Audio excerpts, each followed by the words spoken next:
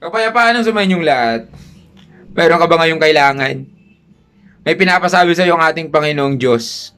Sinabi sa Biblia, sa Philippians 4 verse 19, "And my God will meet all your need according to the riches of His glory in Christ Jesus."